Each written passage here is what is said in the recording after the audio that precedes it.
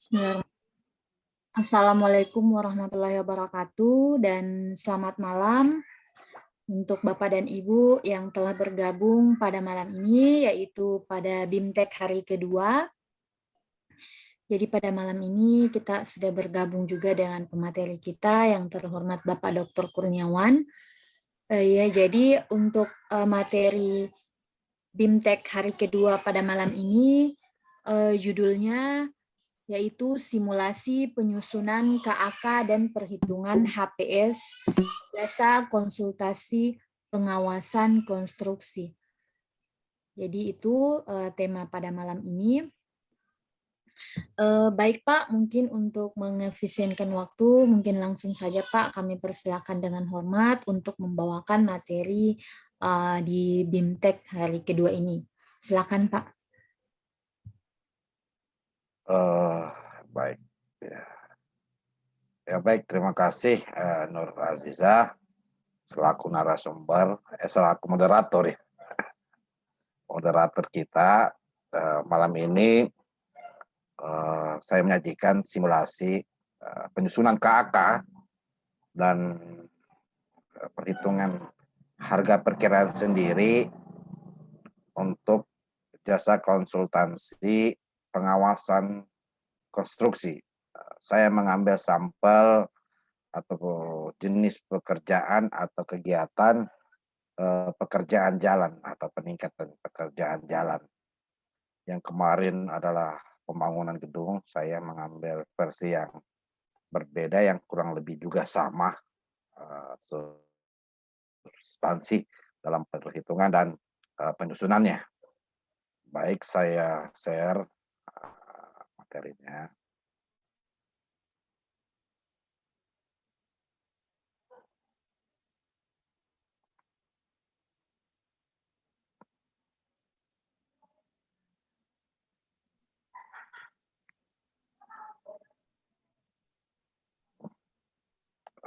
Terima kasih. Assalamualaikum warahmatullahi wabarakatuh. Selamat malam, Om Swastiastu, Nama Budaya, salam kebajikan. Teman-teman room Zoom yang berbahagia, malam ini alhamdulillah kita berjumpa dalam suasana BIMTEK secara online, di mana masa pandemi ini belum berakhir, belum berlalu. Jadi saya menyajikan dalam bentuk BIMTEK online. Harapan saya sebenarnya, saya ingin memberikan tugas sama teman-teman, supaya saya bisa mengevaluasi sebenarnya sejauh mana materi saya yang saya sajikan, karena materi saya yang saya sajikan kemarin malam dan hari ini nantinya ingin saya evaluasi pemahaman teman-teman terhadap penyusunan KAK dan HPS konsultan konstruksi. Apabila ada kekurangan, tentu bisa diperbaiki. Ya, tapi semua tergantung dari teman-teman apakah mau saya beri tugas untuk menyusun, karena kertas kerja yang saya akan bagikan nantinya insya Allah hari Minggu malam sudah bisa di-download, baik itu sertifikatnya, baik itu materinya, termasuk juga YouTube-nya. Ya, jadi saya minta kesepakatan dari teman-teman semua sebagai anggota BIMTEK online ini, kalau memang perlu saya kasih tugas, bukan tugas ya, tapi pelatihan untuk post testnya dalam bentuk menyusun KAK dan menyusun HPS, baik itu perancangan konstruksi maupun pengawasan konstruksi. Sehingga apa yang kita sudah terima dalam bentuk kertas kerja itulah adalah bagian yang bisa kita terapkan nanti di dunia kerja masing-masing. Baik, saya mengambil pengawasan konstruksi pekerjaan jalan. Ya. Sebagaimana malam yang lalu, bahwa konsultan pengawasan konstruksi itu sudah jelas dan tegas di peraturan Presiden nomor 12 tahun 2021, peraturan LKPP nomor 12 tahun 2021. Maka makin tegas lagi di peraturan tersebut bahwa untuk pengawasan, untuk jasa konsultansi pengawasan konstruksi, ya, itu ada 3 hal. Pertama, cara perhitungannya. Bagaimana kita bahas cara perhitungannya. Bagaimana cara berkontraknya dan cara membayarnya. Nah, untuk pengawasan konstruksi, maka perhitungannya berbasis waktu penugasan. Waktu penugasan tenaga ahli pengawas. Baik itu tenaga ahli, baik itu sub profesional maupun tenaga pendukung. Jadi perlu dicatat bahwa ada 3 komponen ketika kita menyusun atau membreakdown dalam KAK, dalam HTS, bahwa ada 3 komponen yang perlu terlibat. Ya, perlu terlibat sesuai kebutuhan juga ya, sesuai kebutuhan bahwa tenaga ahli 1, yang kedua tenaga subprofesional, ya asisten ahli biasa disebut, yang ketiga adalah tenaga pendukung. Nah, kita kembali ke definisi sebenarnya waktu penugasan, ya waktu penugasan. Bahwa waktu penugasan itu tidak hanya kontrak, tapi cara pembayaran, termasuk juga cara perhitungannya. Pertama, waktu penugasan itu kontrak yang didasarkan atas unsur personil dan non-personil. Jadi tegas bahwa unsur personil dan non-personil. Biaya langsung personil, biaya langsung non-personil. Jadi ini yang bagian dari kontrak. Kemarin yang bagian dari kontrak kita adalah keluaran. Ya, tata keluaran dan harga. Ini sekarang kita bicara pengawasan. Selanjutnya, waktu yang dibutuhkan untuk menyelesaikan pekerjaan, ya pekerjaan apa ini? Pekerjaan konstruksi, termasuk juga pekerjaan konsultannya juga. Belum bisa dipastikan. Nah, apa maksud dari pendefinisian ini, pemaknaan ini, bahwa konsultan pengawas mengikuti alur, mengikuti tahapan, mengikuti jadwal yang diterapkan, yang terjadi di pekerjaan konstruksi atau pekerjaan fisik. Jadi belum dipastikan, sekalipun dalam kontrak pekerjaan konstruksi, termasuk kontrak pengawasan, sudah tetap disebutkan, tapi dia sifatnya perkiraan, sifatnya predictable, diprediksi sesuai dengan pelaksanaan fisik. Yang selanjutnya, KAK menyesuaikan kebutuhan pekerjaan dan kondisi lapangan. Nah, KAK yang kita sebutkan nantinya akan menyesuaikan kondisi lapangan. Bisa berubah? Bisa berubah. Itu akan dilihat nanti kondisi lapangan atau kebutuhan dalam pekerjaan. Menyesuaikan. Nah, pembayaran hasil pekerjaan untuk waktu penugasan dilakukan dengan ketentuan pembayaran biaya personil dengan remunerasi sesuai dengan daftar kuantitas dan harga. Nah, jadi nanti akan muncul daftar kuantitas dan harga dibayarkan untuk biaya personil. Jadi yang mengikat adalah remunerasinya dibayarkan dalam daftar kuantitas dan harga. Ini sudah muncul kualifikasi tenaga ahli, ini sudah muncul nama tenaga ahli, ini sudah muncul di daftar kuantitas dan harga atau BOQ, volume penugasan, ya volume penugasan aktual dalam ketentuan kontrak. Jadi ini harus muncul di KAK. Nah, selanjutnya pembayaran biaya langsung non personil sesuai dengan daftar kuantitas harga berdasarkan pelaksanaannya, ya, berdasarkan pelaksanaannya. Jadi apa yang dilaksanakan biaya personil itu yang terdapat dalam kuantitas dan harga. Selanjutnya sama, nanti materinya ya saya akan bagikan di website ya supaya aman, bisa di-download sewaktu-waktu. Jadi sama standarnya sebenarnya. Jadi ini standar atau model ya, model dokumen pemilihan bahwa demikian ya sebenarnya. Nah, ini yang paling penting. Yang paling penting dari konsultan pengawasan konstruksi adalah laporan-laporan, ya laporan. Jadi laporan-laporan tetap ada laporan bulanan, laporan pendahuluan, laporan antara, dan laporan akhir. Keluarannya adalah keluaran dokumen lingkup pengawasan. Jadi setiap ruang lingkup pengawasannya, umpamanya dia mengawasi mulai persiapan, ada laporannya. Mulai dari pemasangan, mulai dari galian, ada laporannya. Mulai dari pemasangan fondasi, ada laporannya. Mulai dari penimbunan, ada laporannya. Mulai dari mobilisasi material ke onsite, ada laporannya.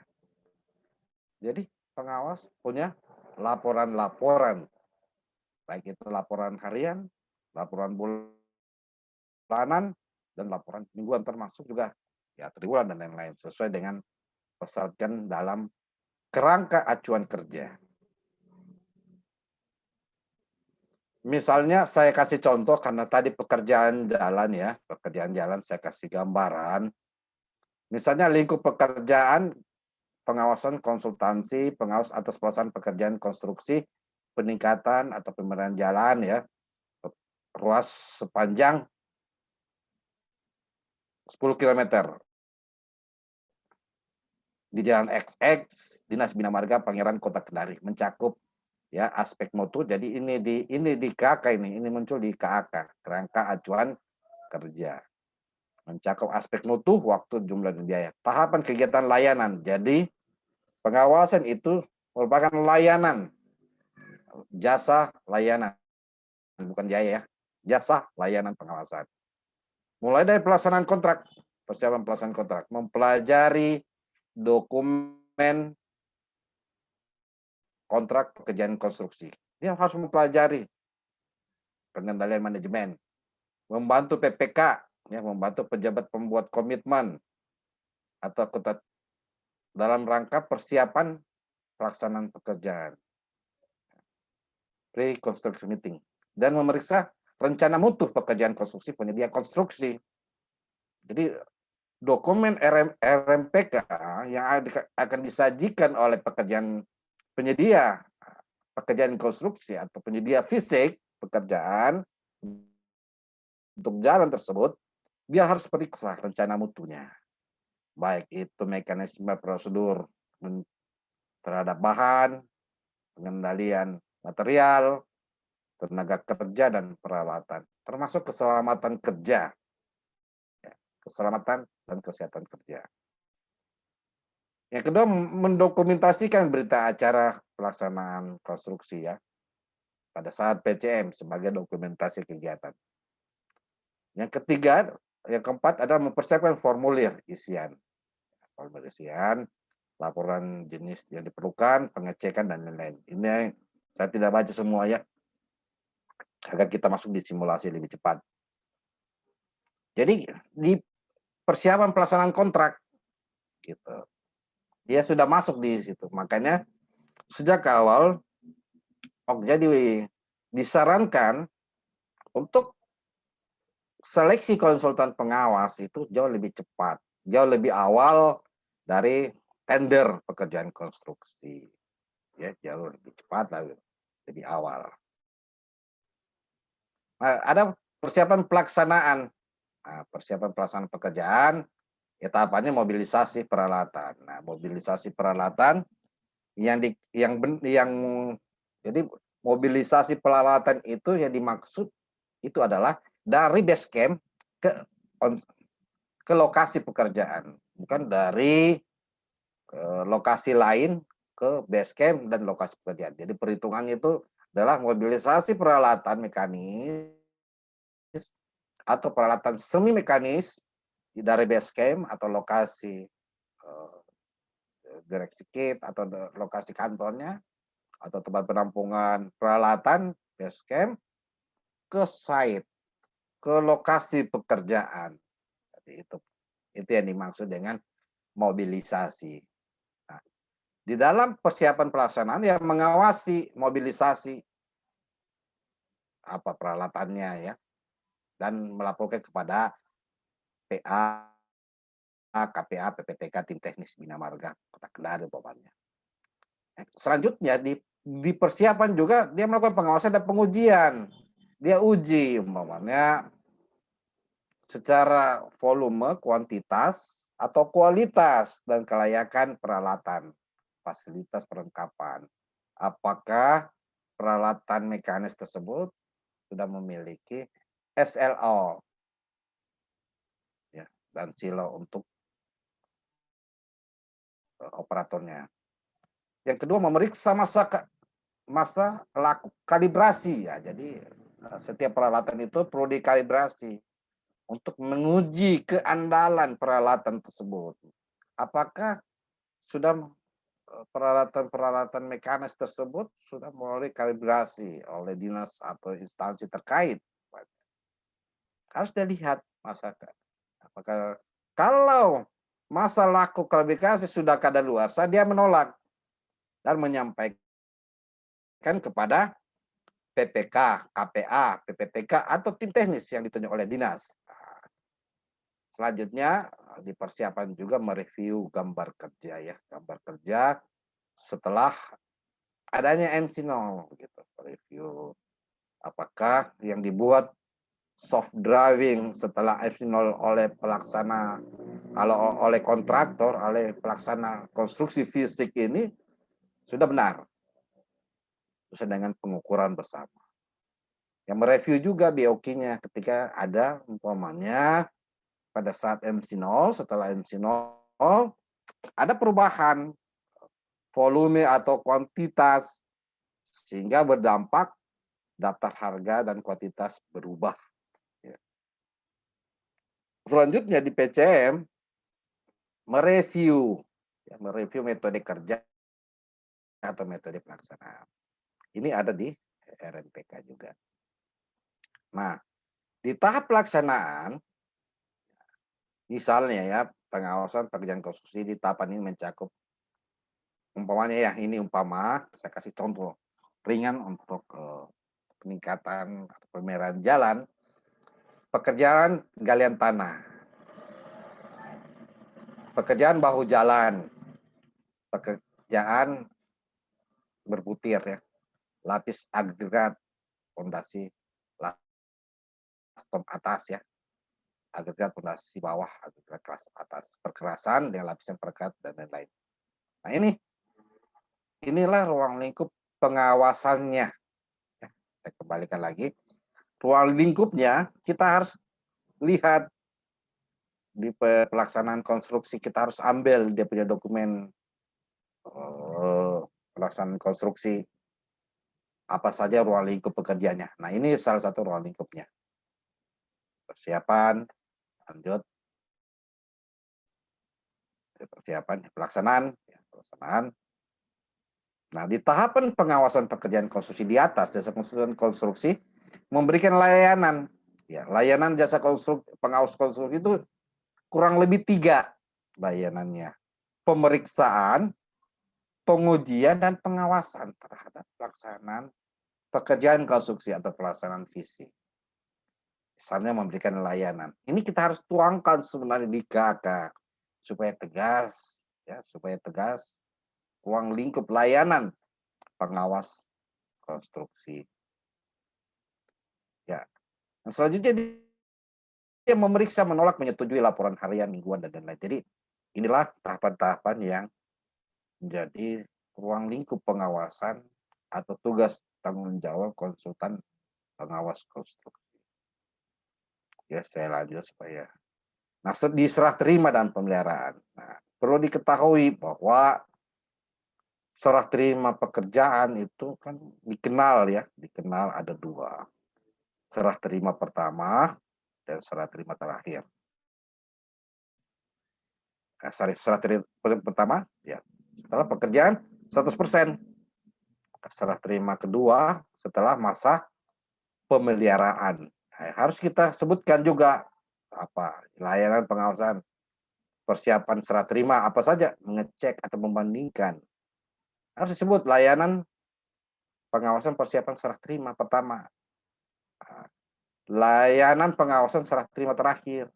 Kan gitu. Jadi harus tetap dibuat layanannya. Apa saja serah terima pertama, apa saja serah terima terakhir, apa saja. Yang kedua, yang terakhir ya adalah keluaran. Nah, ini keluarannya, outputnya. Gitu. Apa saja buku harian, laporan harian, laporan mingguan, kemajuan, soritas perludan, dan lain-lain. Foto, laporan akhir, termasuk pekerjaan. Ini yang diawasi dan ini bentuk dokumennya, outputnya nanti. Apa saja buku harian ini. Apa saja isi dari buku harian? Ya ini kegiatannya. Memeriksa, menolak, mengevaluasi, menyetujui MC, memberi sertifikat, membuat laporan teknis. Ini isinya, sedangkan bentuknya adalah buku harian, laporan harian tenaga kerja, laporan mingguan, berita acara kemajuan, dan lain-lain. Ini bentuknya, ini apa namanya fisiknya, sedangkan ini isinya dari fisik. Ya, isinya dari fisik. Nah, ini penjelasan saya semalam ya, sudah cukup jelas. Biaya langsung personil ya, jadi biaya langsung personil ya, biaya langsung personil dan tenaga personil adalah satuan biaya yang digunakan yang sudah mencakup gaji dasar. Nah, jadi gaji dasar dan keuntungan profit ya.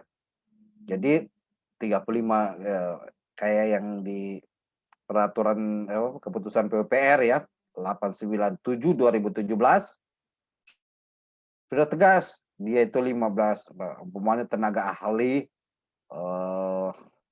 S1 ya ahli muda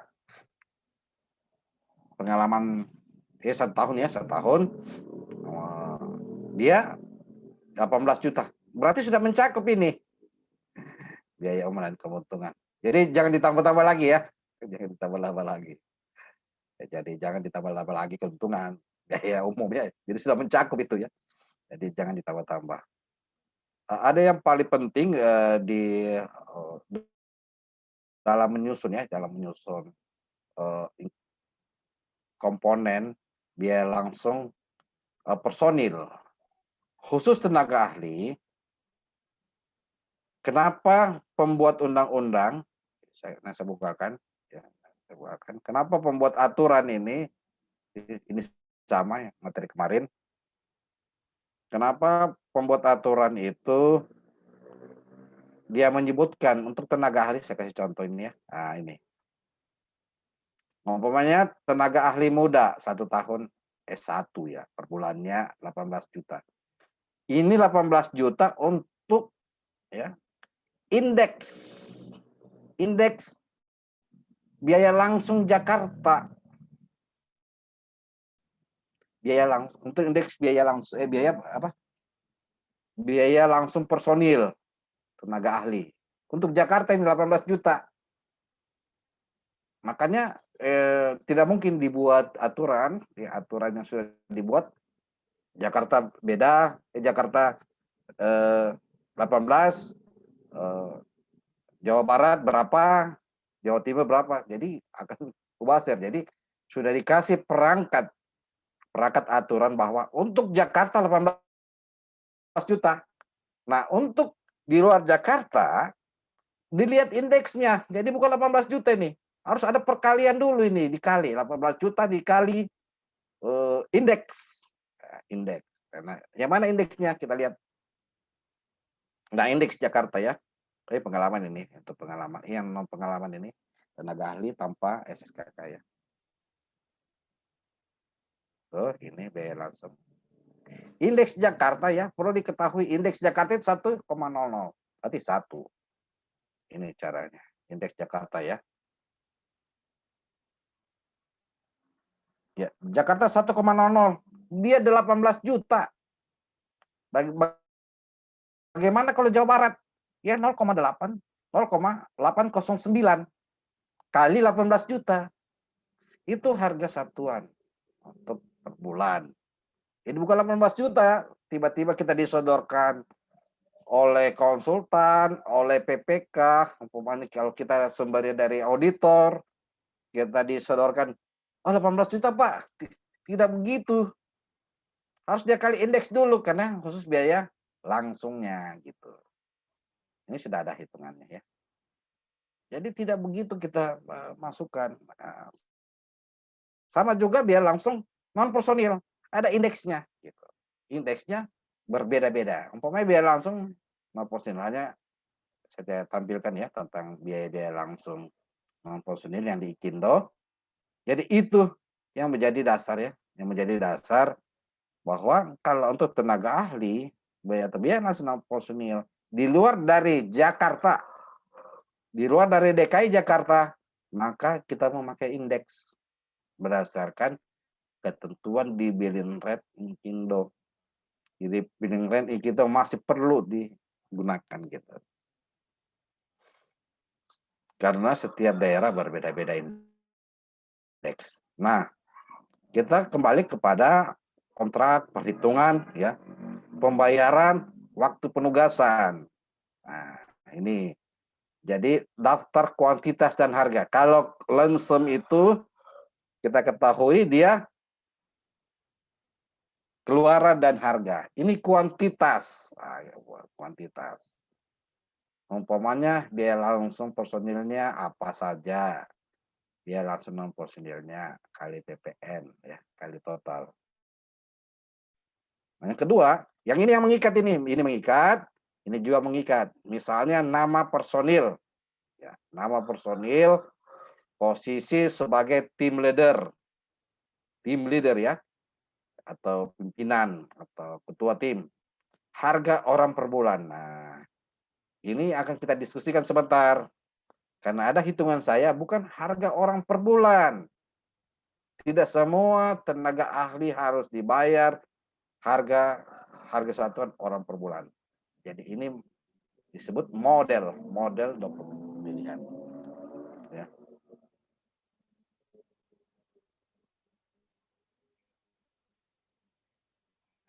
Perlu diketahui. Jadi ini dijelaskannya dibayar pada isian nama personil untuk tenaga ahli.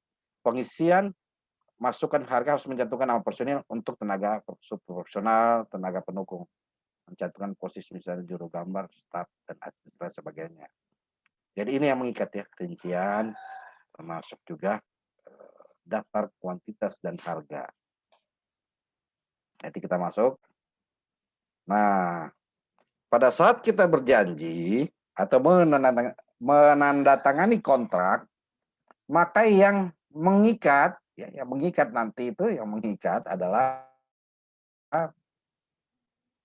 selain tadi daftar kuantitas dan harga, ada rincian komponen remunerasi personil dan biaya langsung non personil, hasil negosiasi dan koreksi aritmatik. Itulah yang membedakan antara lensem, ya, antara lensem dan waktu penugasan dalam kontraknya. Terima kasih. Mungkin kalau ada yang mau bertanya, silakan. Sambil saya simulasikan cara menyusun KAK. Cara menyusun KAK saya akan simulasikan. Dan cara menyusun HPS. Pertanyaan kita batasi kurang lebih 3 saja, Nur Aziza. Nanti setelah saya menyampaikan KAK, dan saya menyampaikan HPS itu sendiri, kertas kerjanya, kita akan rangkum semua pertanyaan yang ada. Silakan, Nur Aziza. Oke, baik Pak. Terima kasih Pak. Jadi sambil untuk persiapan menjelaskan penyusunan KAK, kita membacakan dulu. Jadi 3 pertanyaan dulu ya Pak di sesi ini, Bapak Ibu. Untuk sesi ini 3 pertanyaan dulu. Setelah itu kita lanjutkan sebentar setelah penjelasan penyusunan KAK. Oke, baik Pak. Pertanyaan pertama ini dari Bapak atas nama Bapak Suhani. Apa perbedaan laporan harian dan laporan mingguan? Apakah laporan mingguan merupakan kumpulan dari laporan harian atau laporan mingguan, rekapan dalam pelaksanaan pekerjaan dalam 1 minggu? Apa konsekuensi apabila laporan mingguan tidak dibuat? Seperti itu. Baik, terima kasih. Bahwa laporan harian dan laporan mingguan berbeda. Laporan mingguan berarti rekapan hasil dari 1 minggu dalam rangka pengawasan, ya, pengawasan pekerjaan. Rekapan itu dari hari ke hari dirangkum dalam 1 minggunya. Apa konsekuensi apabila laporan mingguan tidak dibuat? Pertama, di KAK kita sudah sebutkan. Jadi PPK nanti ketika mau membayar, dia lihat dulu laporan mingguannya, mana sih laporan mingguan, mana laporan harian yang kita sudah sebut di KAK, yang kita sudah berjanji di kontrak. Nah, PPK harus melihat itu. Yang pertama. Yang kedua, apabila tidak ada laporan mingguan, bisa dipastikan laporan bulanan atau laporan bulanan nantinya tidak bisa direkap secara maksimal, secara sistematis. Tidak bisa terukur secara akurat. Karena laporan mingguan itu kumpulan dari rampuran-rampuran harian yang sudah terekap secara total. Apa uraian, apa hasil pengawasan setiap hari itu. Jadi kita sudah memuat di KK, harus ada laporan mingguan sebagai keluaran. Nah, keluaran. Jadi isinya itu yaitu tadi, isinya laporan mingguan dan harian itu tadi mengawasi mobilisasi, pemasangan dropping material, alat kerja, ya kan? Itu laporan-laporannya dari pengawas konstruksi. Jadi konsekuensinya adalah PPK akan menolak nantinya, wajib menolak karena di KK dia sudah sebutkan gitu bahwa Anda harus menyampaikan keluarannya, yaitu laporan mingguan. Demikian. Oke, baik Pak. Terima kasih. Jadi itu konsekuensi dari hal tersebut. Oke, baik Pak. Pertanyaan selanjutnya dari Bapak atas nama Muhammad Khalidun. Oke, bisa dibahas lingkup manajemen konstruksi karena melakukan supervisi konstruksi juga, dan untuk MK jenis kontraknya sebaik apa? Waktu penugasan atau gabungan, lamsam dan waktu penugasan, Pak. Iya, nanti kita bahas materi MK ya. Tidak apa-apa saya kupas sedikit tentang manajemen konstruksi. Manajemen konstruksi itu menurut peraturan PPR 22 ya 2018 itu ada berdasarkan spesifikasi atau volume atau kuantitas gedung lantai 5 ya, di atas lantai 5. Itu yang saya ketahui ya. Dan kita akan bahas itu. Yang kedua, apakah waktu pengurusan MK ini membantu PPK sebenarnya pada saat sebelum pelaksanaan tender umpamanya. Dia menyusun spesifikasi juga, menyusun sampai di pengawasan. Nah, Jadi kategori MK manajemen konstruksi ini untuk ruang lingkup pekerjaan ya yang tidak sederhana, beda dengan pengawas atau pengawasan konstruksi lainnya, supervisi. Itu nanti kita bahas manajemen konstruksi. Oke, Pak. Oke, baik. Jadi untuk Bapak Muhammad Khalidun untuk MK mungkin ada nanti di pembahasan selanjutnya, Pak. Iya, Iya, materi Pak. Jadi, berikutnya. ya, Pak. Jadi selanjutnya ini pertanyaan dari Bapak Erwin Hermawan. Katanya seperti apa contoh lembaga nirlaba, Pak? Lembaga nirlaba itu salah satunya pemerintah ya, pemerintah juga lembaga nirlaba. Nah, kalau BUMN itu lembaga profit ya, memang tujuannya atau BUMD itu tujuannya profit. Jadi dia tidak kategori nirlaba ya. Yang seperti lembaga-lembaga pemerintah, lembaga-lembaga sosial kemanusiaan, kemasyarakatan itu bisa kita apa namanya sebagai contoh lembaga nirlaba.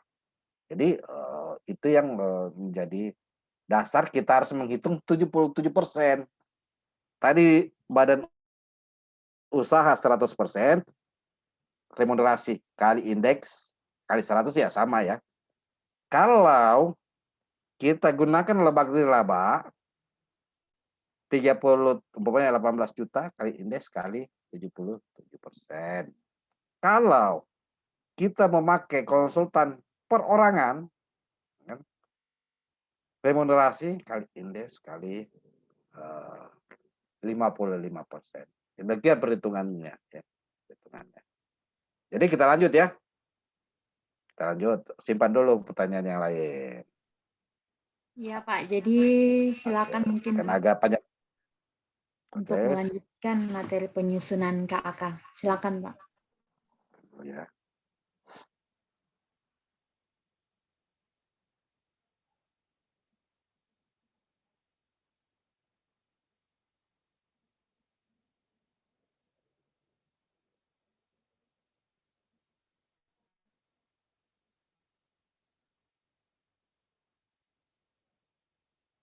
Oke.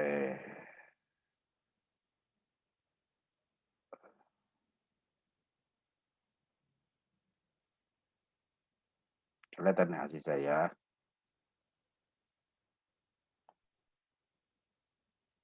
Sementara, Pak. Iya, Pak, sudah kelihatan, Pak. Kasih besar ya. Iya, Pak. Jadi ini contoh KK ya, KK pengawasan peningkatan penerimaan jalan, infrastruktur jalan SS 50 km di Dinas Bina Marga, Pengairan Kota Kendari tahun 2022 umpamanya. Ya, jadi kita harus tetap gambarkan ya latar belakang kita awasi itu tuh apa sih? Ya dalam rangka meningkatkan mutu pekerjaan konstruksi, volumenya atau kuantitasnya yang sesuai kontrak, tepat waktu. Nah, jadi kita harus gambarkan dalam menyusun ya, menyusun. Jadi kita juga harus melihat supaya jadi dasar bahwa ini pengawasan ini ya untuk mencapai mutu. Yang kedua tujuannya apa? Tujuan kegiatan pengawasan ini sebagai kita ketahui ya, yang memberikan layanan profesional, ya. Layanan pengawasan profesional mengendalikan semua kegiatan. Ini tujuan. Selanjutnya sasarannya apa? Memberikan layanan pengawasan untuk pekerjaan jalan sehingga tercapai kesesuaian desain perencanaan seimbang dalam tugas bina marga dan pengendalian. Lokasinya umpamanya Kota Kendari sepanjang 50 km yang akses. Pokoknya DAU sumbernya. Kita harus sebutkan data penunjang. Nah, data penunjang ini harus penting data dasarnya. Konsultan pengawas melakukan konsultasi terlebih dahulu kepada PPK atau PPTK untuk mendapatkan informasi soft drawing ya, umpamanya ataupun juga soft drawing perencanaan, persyaratan umum, khusus dan lain-lain. Ya. Ini sisa di copy saja. Rencana anggaran biaya termasuk daftar volume pekerjaan atau bill of quantity, warcatnya umpamanya, kurva atau method planning. Nah, standar teknisnya untuk pekerjaan jalan, ya, jangan lupa ada standar teknis untuk pekerjaan jalan berdasarkan surat edaran Bina Marga nomor 02 SEDB 2018 spesifikasi umum 2018 dan ada juga SNI-nya ya. Umpamanya studi terdahulu ternyata ada pekerjaannya, kita harus lihat juga ternyata ini pekerjaan lanjutan umpamanya yang 50 km peningkatan ruas jalan. Itu ternyata begitu. Jadi kita harus uraikan ya referensinya. Ini aturannya yang lama ya. Ini sudah tidak ada lagi. Ya saya kasih hitam saja apa merah. Nah, sudah tidak ada lagi nih, sudah berakhir dengan peraturan LKPP nomor 12 tahun 2021. Nah, tadi ruang lingkup pekerjaan. Ruang lingkup ya, ruang lingkup pekerjaannya apa? Kita harus uraikan ruang lingkup pekerjaan pengawasannya.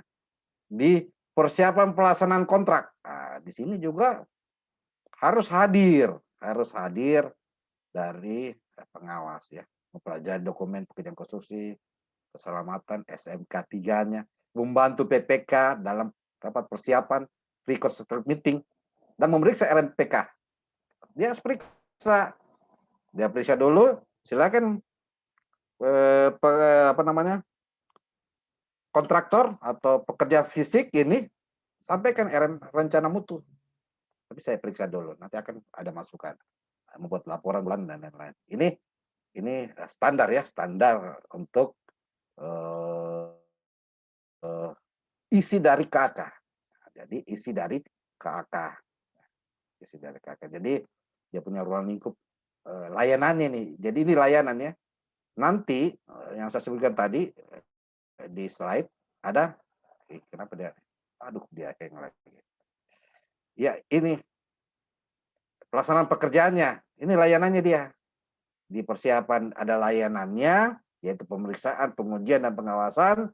Di pelaksanaan pekerjaan untuk pekerjaan jalan misalnya, ada layanannya, pengawasan, pengujian, ya tanah ada pengujiannya. Timunan juga ada pengujian, timunan. Ada pengujian dan pemeriksaannya. Ada pengujian dan pemeriksaan. Jadi dan pengawasannya. Jadi di pelaksanaan pekerjaan konstruksi dalam hal ini kontraktornya itu tadi ada pemeriksaan. Ini layanannya. Jadi harus menggambarkan juga urutan-urutan atau metode pelaksanaan dalam pekerjaan konstruksi. Karena kenapa? Harus kita muat bahwa tanggung jawab dari konsultan pengawas konstruksi tiga yang utama. Layanannya ya, layanan. Pemeriksaan, pengujian, dan pengawasan. Konsultasi. Apa saja? Mereview gambar, memeriksa kalibrasi, yang saya sebutkan tadi. Jadi peralatan harus dikalibrasi. Apakah dia layak operasi? Kalau dia tidak layak operasi, ya ditolak. Sampaikan kepada PPK. Jadi konsultan pengawas ini tidak langsung ke penyedia konstruksi atau pelaksana konstruksi, harus menyampaikan kepada PPK sebagai pengguna jasanya, konsultan dan pekerjaan konstruksi. Gitu. Nanti PPK atau tim teknis dari dinas yang menyampaikan kepada kontraktor atau pelaksananya. Ya, jadi setiap peralatan itu harus ada bukti kalibrasinya, jangan sampai berbahaya. Sudah ada aus, sudah mengalami kerusakan, dari aspek produktivitasnya juga bisa terganggu, akan mengganggu jadwal pelaksanaan pekerjaan. Gitu. Apalagi juga akan mengganggu ya keselamatan kerja teman-teman yang di lapangan ya. Kalau peralatan itu tidak terkalibrasi ya, itu. Ini ruang lingkup pekerjaan jalan ya, peningkatan. Ini saya ambil saja sekilas.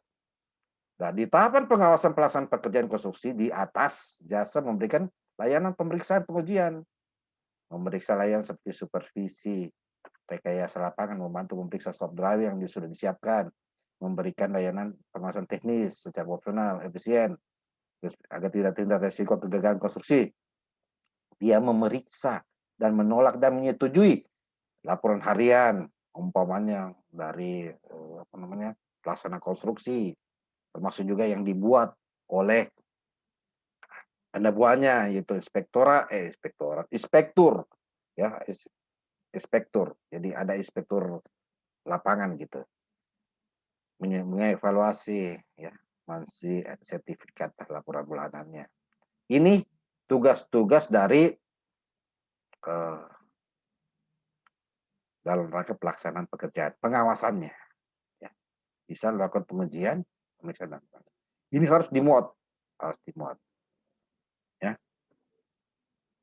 Jadi akan saya berikan layanan pengawasan material atau penulisan ulang material, mendalami dokumen pengajuan pengujian diverifikasi sesuai dengan frekuensi, macam-macam tugasnya. Serah terima pekerjaan ya. Yang saya sebutkan tadi ada serah terima pertama, ada serah terima terakhir. Ya macam-macam. Jadi saya akan bagi. Jadi ini format baku yang saya sudah susun berdasarkan gabungan dokumen-dokumen yang saya peroleh ya, yang saya peroleh dalam menyusun ini. Keluaran, nah ini keluaran ini. Ada buku harian berarti laporan harian ya. Buku harian catatan, perlu laporan harian ya, tenaga kerja, bahan, pekerjaan di tenaga kerja, bahannya akan datang atau ditolak, alat-alat pekerjaan yang diselenggarakan harus ada laporan. Nah, ada laporan bulanan, mingguan, dan laporan resume dari laporan akhirnya. Laporan bulanan, resume dari laporan mingguan. Resume, laporan rapat, dan lain-lain. Ini standar ya, standar dalam pengawasan pekerjaan konstruksi. Lebih dan kurangnya kita lihat berdasarkan kebutuhan. Ya, lebih dan kurangnya berdasarkan kebutuhan. Ini peralatan PPK ya, PPK. Maksudnya PPK memberikan fasilitas kepada penyedia apa sih? Konsultan, umpamanya ruang rapat, akses jalan, ya kan gitu. Ya, peralatan material jasa konsultannya seperti laptop ya, kamera. Ini umumnya yang dipakai oleh konsultannya. Konsultan pengawas ada roll untuk water pass, lalu pengukuran diameter, umpamanya. Ruang lingkup kewenangan penyedianya, penyedia jasa, memeriksa mempelajari dokumen, ya ini ruang lingkup kewenangannya, kita gambarkan. Nah ini yang paling penting, jangka waktu pelaksanaan. Nah, ini jangka waktu pelaksanaan perlu karena dari definisi yang saya sampaikan tadi, tidak dapat dipastikan bahwa kontrak penugasan tidak dapat dipastikan, maka ini sifatnya perkiraan. Diperkirakan 4 bulan. Kenapa? Karena akan harus mengikuti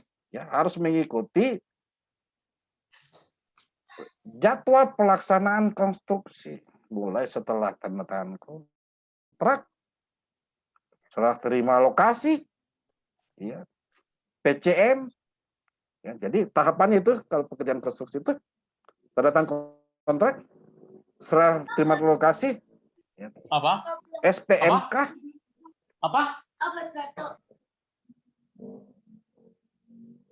calon dikendalikan ya, dikendalikan. Udah Pak, silakan Pak.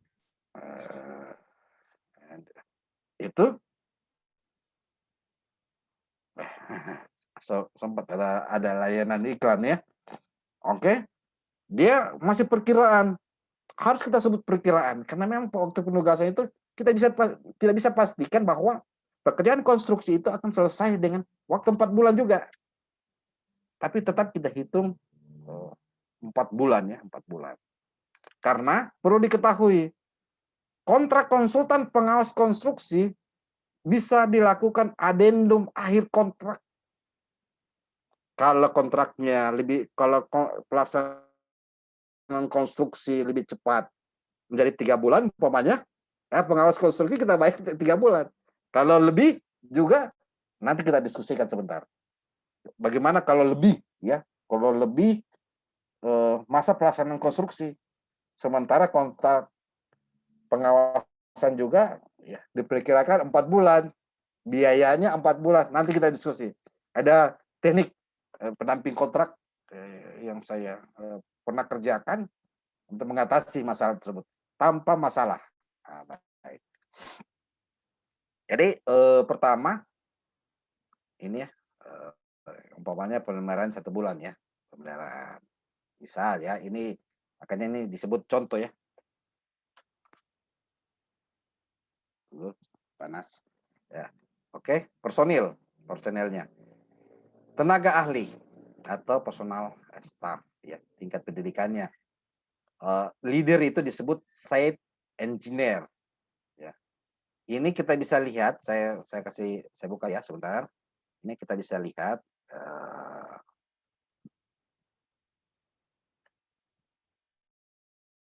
mana saya kasih contoh ya. Oke. Nah, ini kita bisa lihat surat edaran PUPR 21 2019 ya. Tapi dia untuk 2019 untuk pekerjaan sumber daya air, tapi nggak apa-apa, disamakan. Tim leader ini atau site engineer S1 umpamanya, jurusan sipil ya. Kenapa kita perlu memerlukan sipil di sini, teknik sipil?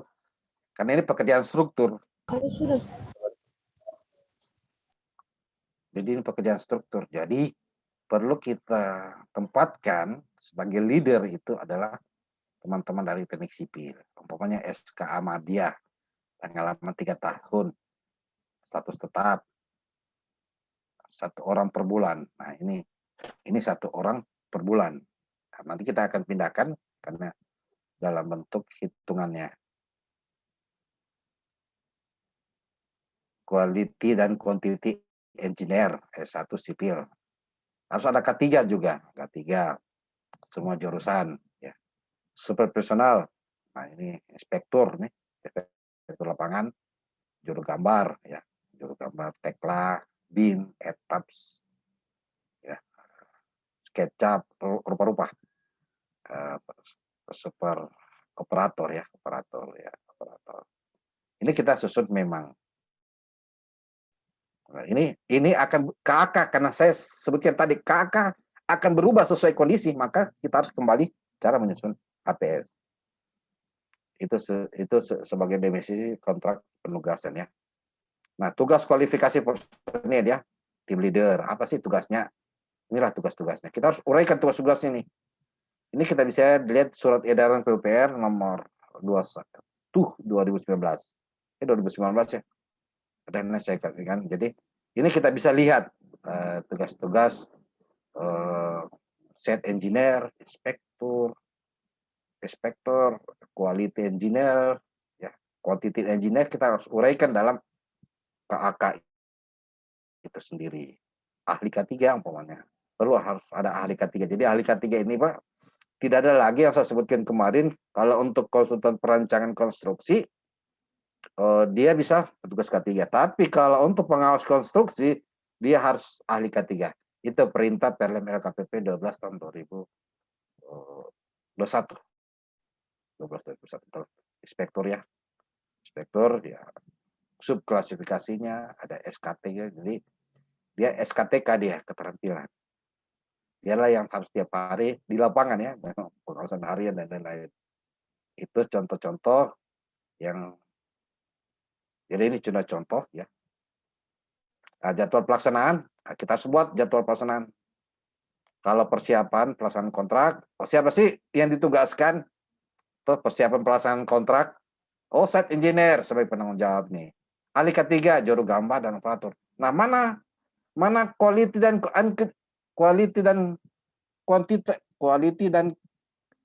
kuantitas ini tadi quantity and quality engineer belum masuk pada saat persiapan ya, belum masuk dia, belum kita bayar gitu, belum kita tugaskan ya, Pak.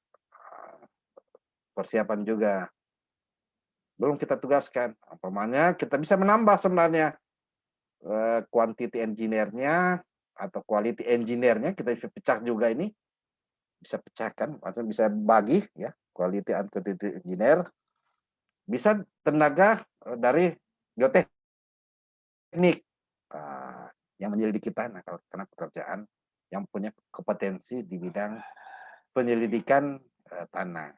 Bisa kita masukkan. Ada juga subklasifikasi dalam kompetensi kerjanya ada, SK-nya ada. Jadi itu.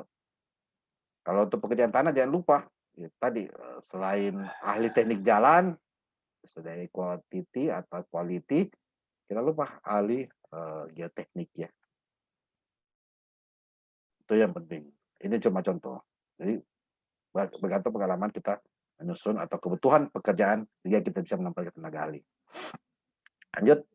Nah, untuk, persiapan ya, supervisi, MC0 mobilisasi ya kita pakai, engineer ya. Ini penanggung jawab ini harus, selalu ada setiap, setiap momen ya, set engineer ya. Inspektur. Nah, inspektur ini yang di lapangan ini yang jadi, apa namanya, ujung tombak yang mobilitasnya tinggi ini. Operator komputer ya menyusun laporan atau gambar ya. Gambar ketika sudah MC0 ya dibuat nih gambarnya gitu.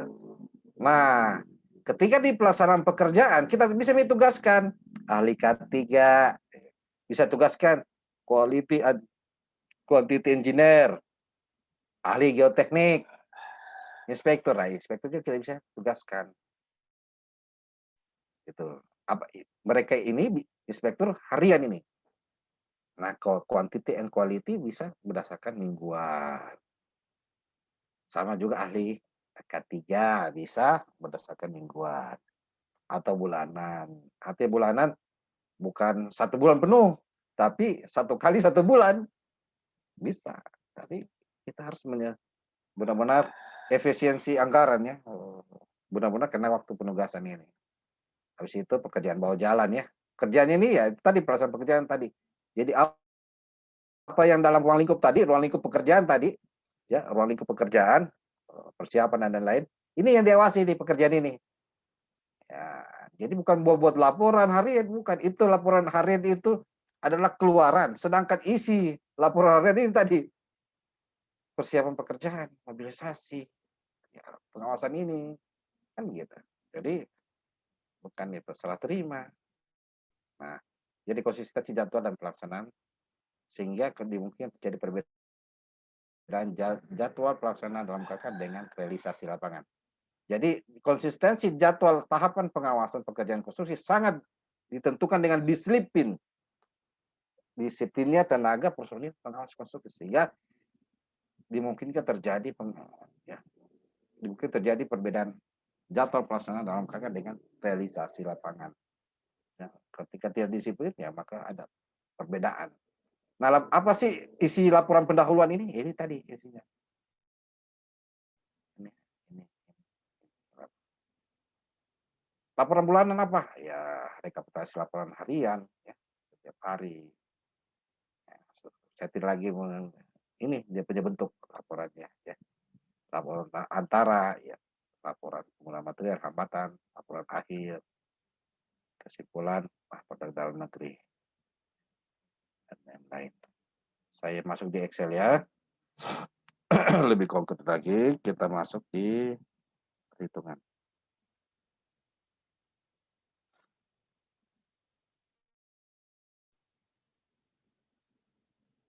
Konsultan habis masuk dulu.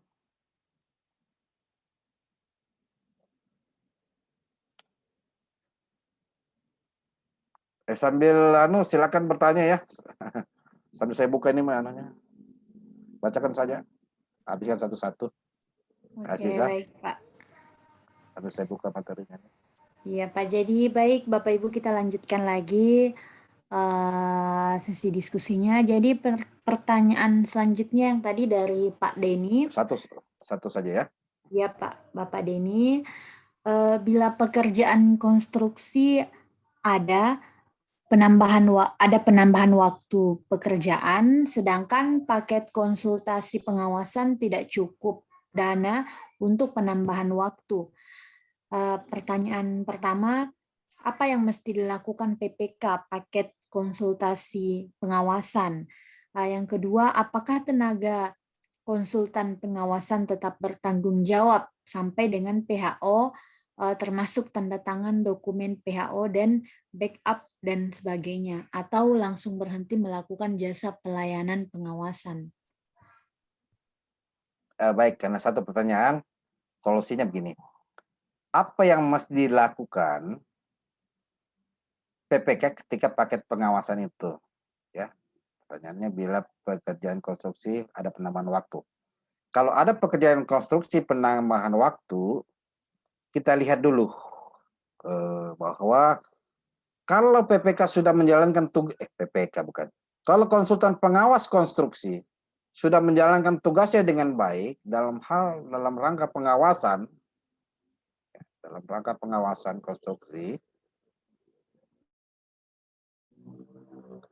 maka solusinya dua. Artinya kita sudah konsultan pengawas konstruksi ini sudah memberikan laporan, teguran, menolak material, tapi PPK juga masih fleksibel, masih bijak, masih seperti karet, ya, tolak dan terima. Ya. Jadi konsultan pengawas konstruksi bisa ditambah waktu pelaksanaan kontraknya dengan menambah biayanya. Dari mana menambah biayanya? Harus ada persetujuan dari pengguna anggaran bahwa untuk tahun berjalan atau tahun perubahan ditambah biayanya. Atau tahun menyeberang akan ditambah biaya pengawasannya karena mengikuti pelaksanaan masa konstruksi. Kedua adalah dia mengurangi jumlah personil. Jadi yang bertugas cuma dua, inspektur dan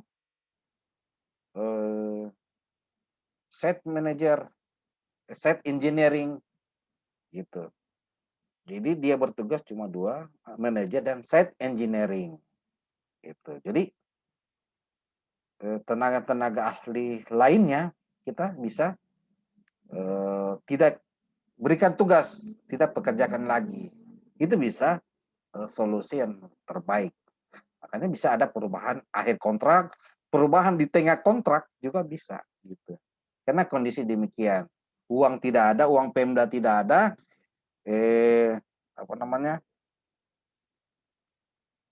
konsultan pengawas masih komitmen untuk mengawasi, ya bisa dikurangi. Kalau tidak, terakhir pilihannya adalah kita putus kontraknya dan tidak ada denda, tidak ada sanksi daftar hitam karena memang dia sudah menjalankan tugasnya dengan baik. Itu yang pertama. Apakah tenaga konsultan pengawas konstruksi bertanggung jawab sampai PHO dan termasuk backup data? Nah, pengawas konstruksi ini ya yang bertanggung jawab sampai serah terima terakhir ya, termasuk tanda tangan dokumen PHO dan backup datanya. Demikian. Ya, kita lanjut, sudah terbuka ya. Oke, baik Pak. Silakan Pak.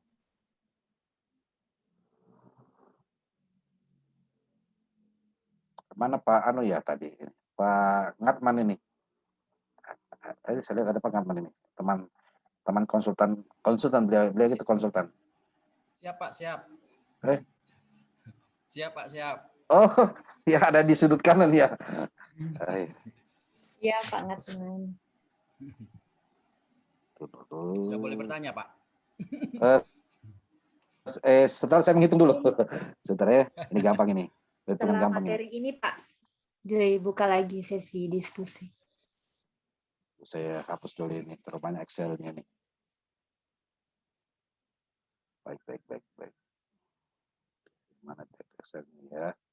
Oke.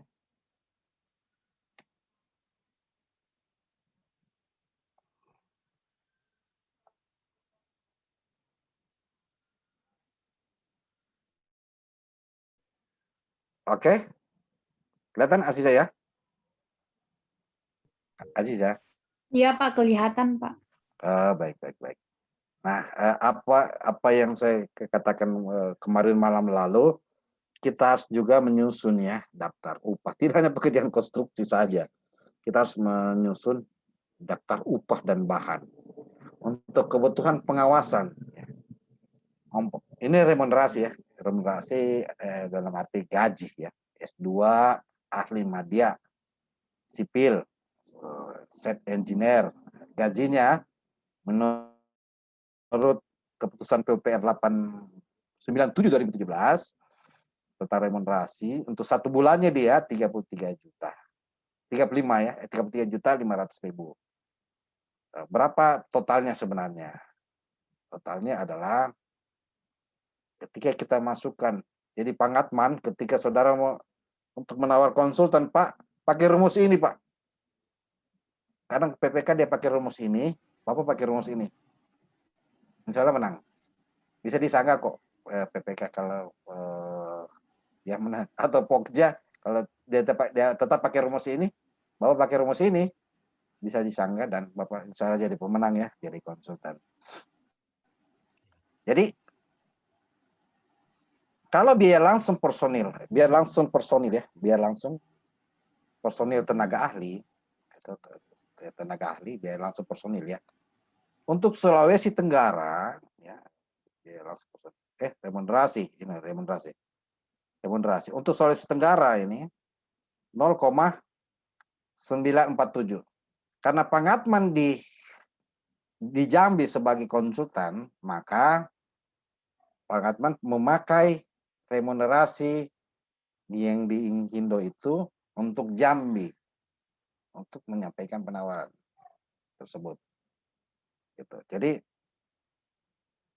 harganya akan berbeda. Ya. Yang tadinya di billing rate Inkindo ini atau Kemenpupr 897 2017 33 juta, ya karena ini hitungan Jakarta, Pak. Ini 33 juta ini hitungan Jakarta, indeksnya Jakarta.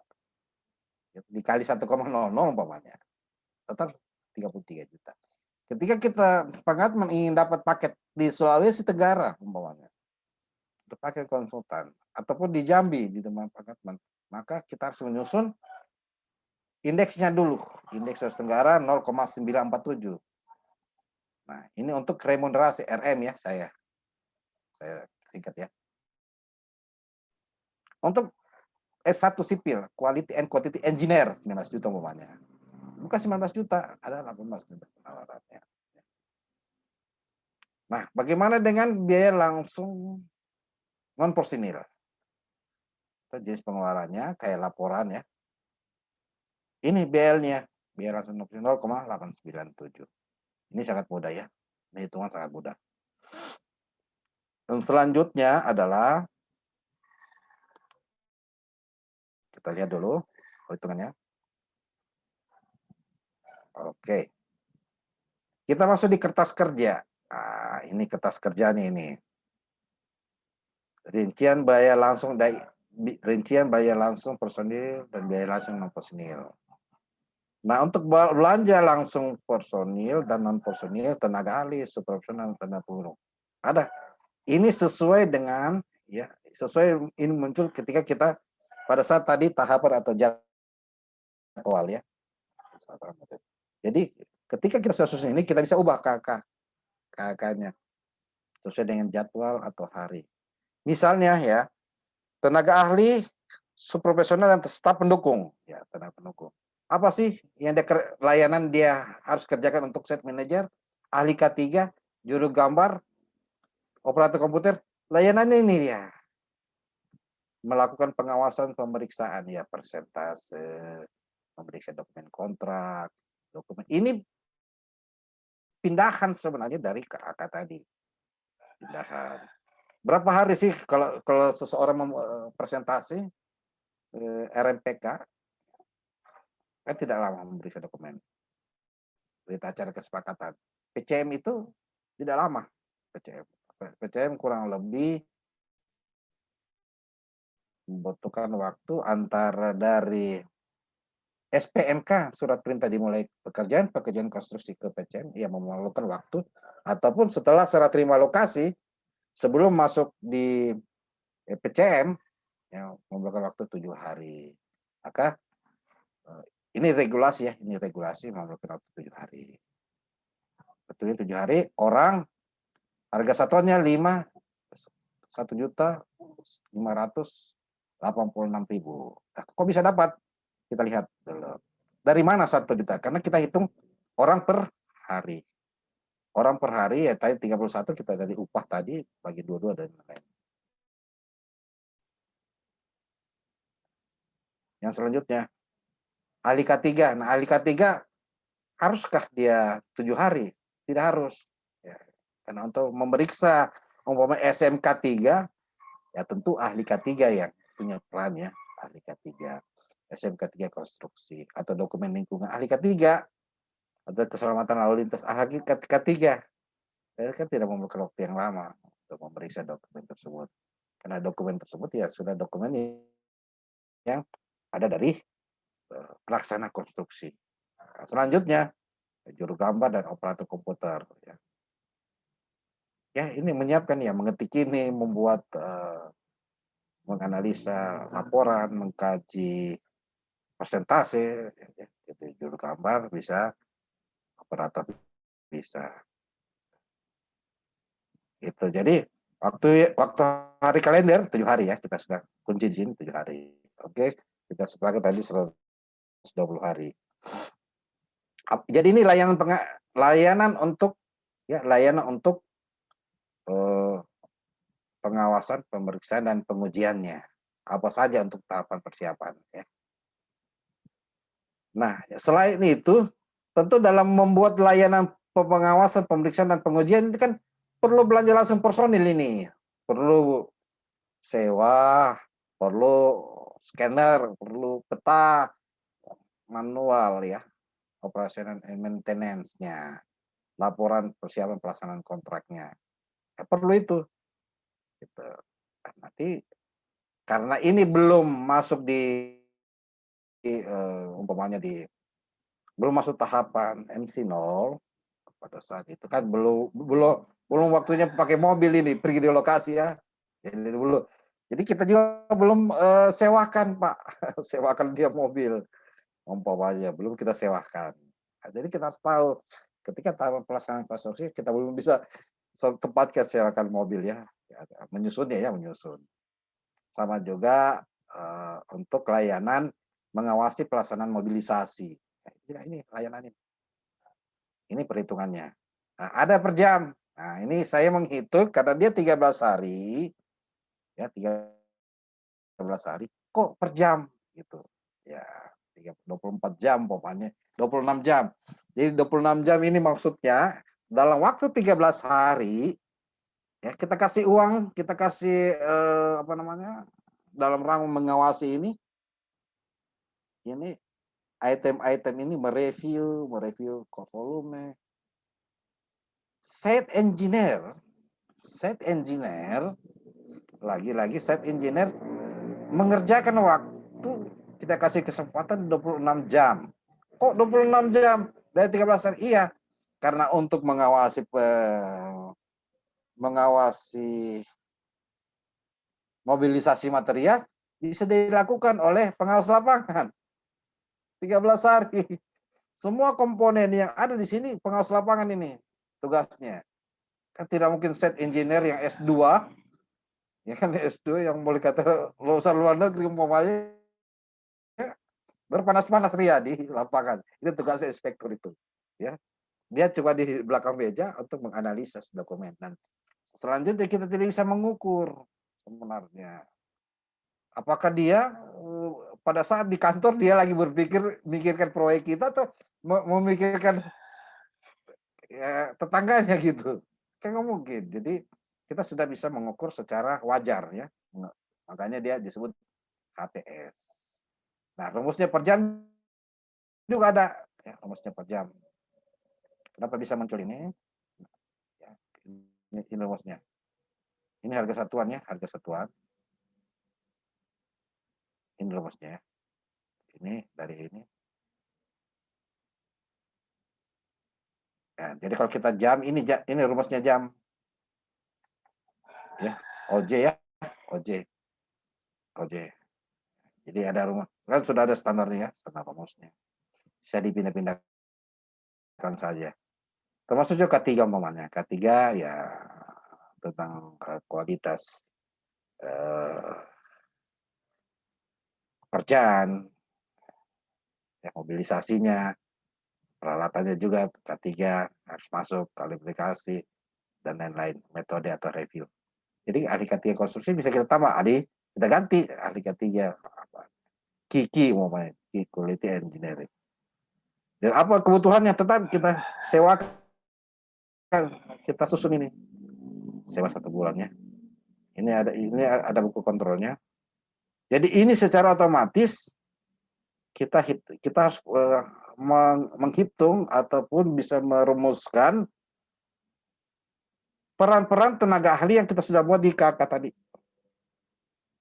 Nah, untuk pekerjaan pelaksanaan ya, ini untuk pelaksanaan konstruksi ini saya tarik lagi. Ini untuk pelaksanaan, ini 100 hari kerja ya. Tadi kan 120 ya, berarti kurang lebih 100 hari untuk pelaksanaan. Kok 100 hari? Ketua set engineering itu 200 jam. 200 jam dari 100 hari. Ahli K3 juga 80 jam. Jadi kita sifatnya perkiraan yang wajar. Pengawas harus sama dengan engineering.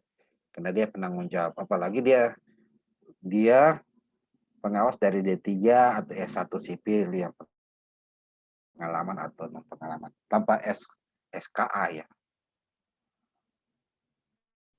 Teknik jalan. Jadi tidak selalu ahli teknik jalan kita bayar 200 jam. Gimana dengan ketua site manager tanggung jawabnya? Dia juga tetap turun di lapangan meskipun tidak sekali-sekali ya. Meskipun sekali-sekali turun di lapangan. Sama juga juru gambar, operator komputer. Ini rumus-rumus per jam ya. Berarti kurang lebih 100 hari ya. Jadi 200 jam, 200 ditambah ini 280, 83 ini kurang lebih 100 hari kerja. Ya. Kurang lebih 100 hari kerja. Ya, kurang lebih. Ya, ini dia awasi pekerjaannya.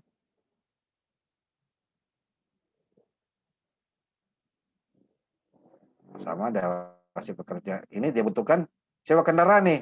Nah, ini. Perlu disampaikan juga dalam pelaksanaan dia butuh umpamanya karena hujan umpamanya. Ataupun juga kan pengaspalan ini kan dia anti hujan ya. Jadi perlu kendaraan umpamanya. Bisa kita susun untuk sewanya. Nah, kita jangan lupa di masa COVID ini kita siapkan APD ya, APD masker, safety helmet, kaos tangan, safety vest ya. Kita harus siapkan. Ya, siapkan. Tidak hanya pada saat COVID sekarang, kita juga bisa siapkan juga setelah masa pandemi ini berakhir kita bisa siapkan. Karena ini penting ya untuk keselamatan dan kesehatan kerja di pekerjaan jalan. Sama dia juga ya ketua tim, pengawas, inspektur, juru gambar, operator ya. Layanan apa dia? Ya, memeriksa, membandingkan pokoknya. Ketua tim juga harus turun lapangan. Nah, sudah tidak perlu lagi kita libatkan tenaga quality and quantity.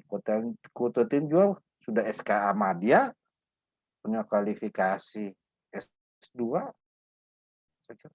sudah layak dia ikut ya bertanggung jawab terhadap memeriksa membandingkan kesesuaian kerja.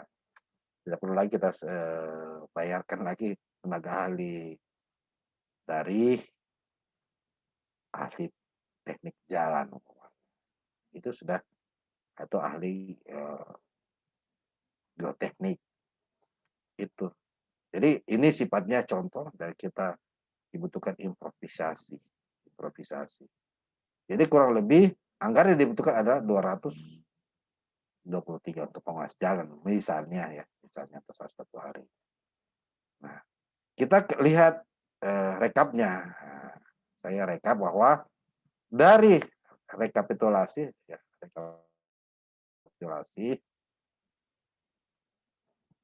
kalau sub A tadi jadi pas karena ketentuannya itu untuk pengawasan juga atau konsultan itu paling tinggi belajar langsung non personil itu 40% ya. 40% dari nilai anggaran. Nah, ini sudah pas hitungannya. Kalau kita bisa rumuskan sedemikian rupa ini, maka mudah kita bisa membaca bahwa kita sudah benar bahwa biaya langsung personil itu memang tidak boleh lebih dari 40%. Kecuali ya pekerjaan khusus. Khusus. Nah, ini rincian personilnya. Nah, ini rincian personilnya. Rincian personil yang di mana slide saya tadi, rincian personil ya. Umpamanya Insinyur Sarmento, tenaga ahli teknik jalan, engineer. Kita bayar 71 juta ya. Kita bayar 71 juta dia. Karena kita lihat ini kan saya sudah kajian dulu terlalu cepat. Kita bayar 71 juta. Ferguson kita bayar 12 juta. Pak Kurniawan kita bayar 12 juta saja, ahli teknik quantity and quantity engineer. Pak Rudi 25 juta. Wah, ini dia lebih banyak ya karena memang dia tiap hari ya Bapak Nasria. Pak Romi 9 juta juru gambar. Juliet, Romi sudah dibayar, Juliet juga 3 juta. Nah, 290 ini orang per jam. Jadi orang per jam. Apakah 290 ini sudah kategori 1 bulan? Nah, jadi kita harus lihat dalam 1 hari 8 jam atau 7 jam ya. Jadi kita bisa kalikan ya 25 ya 25 hari kan tidak kali 7 jam umpamanya.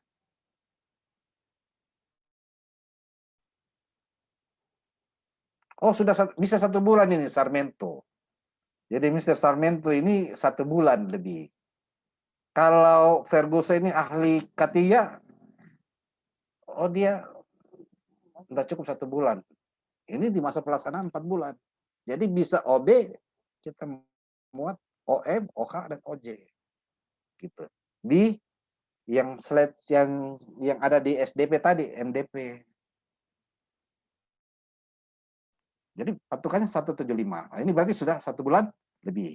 Ya. 25 kali 7. Ya, jadi 1 bulan itu 25 hari ya kerja. Oke. Ini rinciannya. Kita ambil buku kontrolnya. Sarmento ahli, set engineering, 7 hari ya.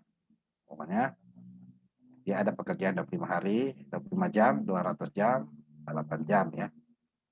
Jadi ini buku total remunerasi di 56 di mana? Ya, 5 kali 8 ya. Total jam ya, total jam ini. Ya, bisa 7, bisa kita ambil 7 kali 5 56 ya. 7 kali 5 56. Total jam 230, berarti 179. Dibagi 2 ya, harus dibagi 2 ini. Ya, 233 dibagi 56 hari ya, Pak. Ya.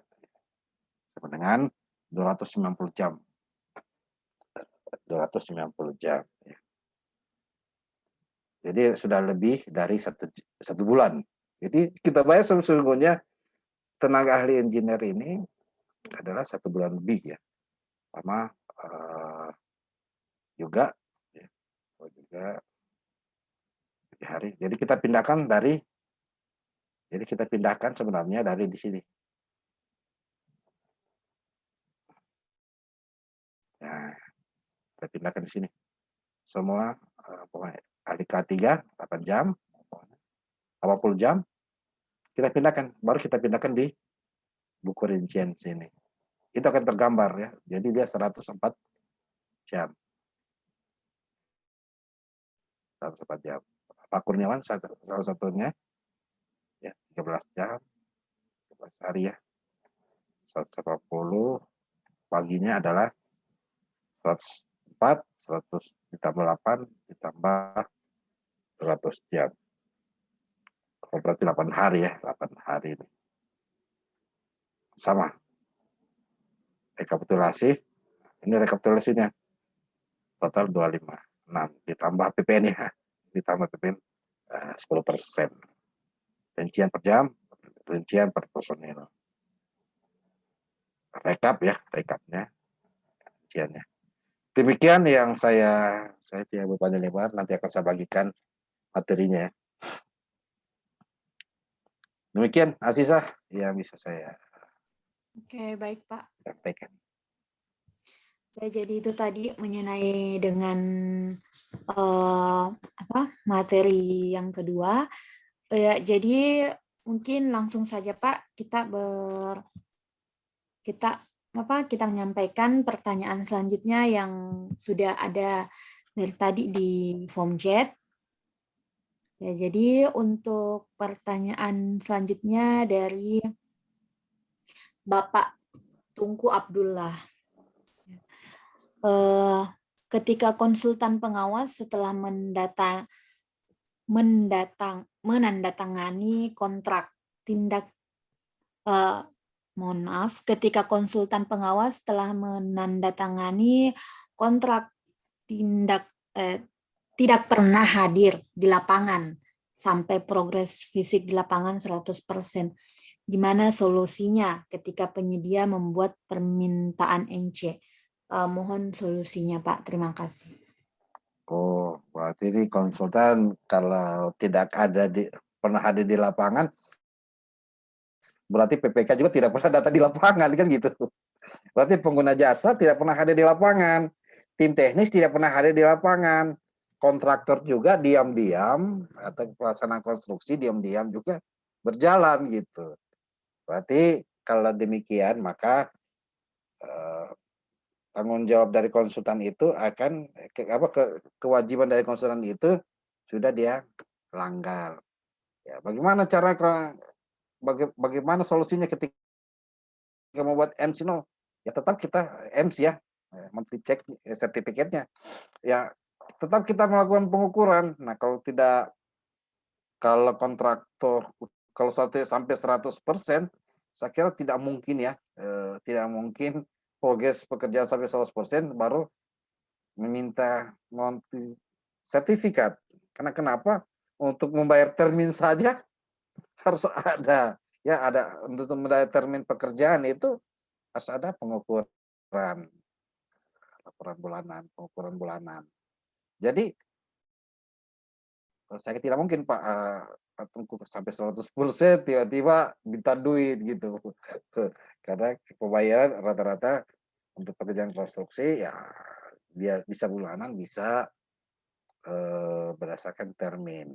Ya kecuali dia punya modal besar, ya sekaligus ya, tapi sangat tidak mungkin. Nah, tapi kalau demikian keadaannya tetap harus melakukan pengukuran dan pengujian material atau bahan atau pekerjaan yang sudah terpasang. Ya, tapi lagi-lagi ada kewajiban dari kontraktor untuk melaporkan pekerjaan tersebut, dan saya berkeyakinan PPK-nya ini tidak kerja, tim teknisnya juga tidak kerja yang ada di dinas terkait gitu. Demikian.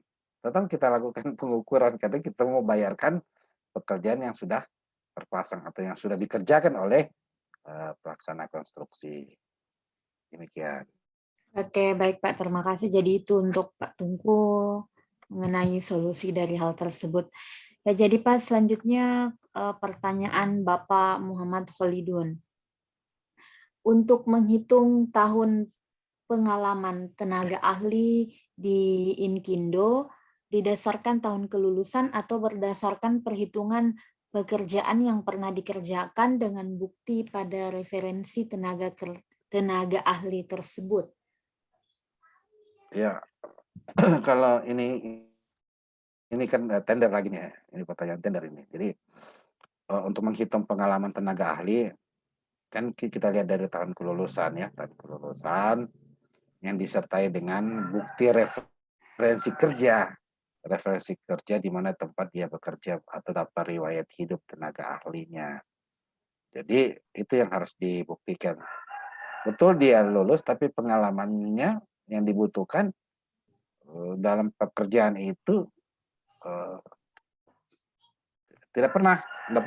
Dia lulus lah, dia lulus sertifikat SKA atau lulus sarjana, tapi tidak ada bukti apa-apa dia kerja. Jadi dia bisa digunakan sebagai pengalaman gitu. Karena yang memiliki pengalaman lah yang harus dibuktikan di referensi atau daftar riwayat hidup yang disahkan oleh pejabat penandanan kontrak atau pengguna jasa ataupun perusahaan di mana dia kerja ya. Demikian. Oke, baik Pak. Terima kasih. Selanjutnya Pak, pertanyaan selanjutnya, apakah diperbolehkan PPK untuk meminta pendampingan tim teknis dari PU dalam rangka penyusunan KAK dan HPS yang notabene lebih paham perihal konstruksi? Ya kalau saya kalau untuk HPS pekerjaan konstruksi kan harusnya konsultan ya, engineer estimate-nya gitu. Itu sudah perintah sih sebenarnya di peraturan peraturan LKPP 12 tahun 2021 bahwa untuk pekerjaan konstruksi harus estimate engineer dari konsultan perancangan konstruksi. Kalau tidak ada uangnya, baru dia memakai swakelola kah atau swakelola ke instansi teknis. Ya, jadi untuk pendampingan itu menyusun KK pekerjaan konstruksi itu ya harus dia minta kepada ahlinya yaitu konsultan pekerjaan konstruksi. Demikian. Jadi kalau tidak ada uangnya, tidak disediakan di APBD, ya berarti kita harus swakelola dengan biaya SBM, standar biaya masukan pegawai negeri sipil, bukan seperti konsultan yang cukup besar. Tapi 15 itu sudah kurang sebenarnya karena tanggung jawab konsultan sangat tinggi terhadap profesionalisme dan keahliannya. Demikian. Oke, baik Pak. Terima kasih. Selanjutnya Pak, pertanyaan dari Pak Denny. Apa tindakan PPK jika menentukan tenaga konsultan pengawas melakukan rangkap pekerjaan di paket lain dalam jangka waktu bersamaan, mengingat jasa konsultan pengawasan tidak boleh overlap waktunya? Baik.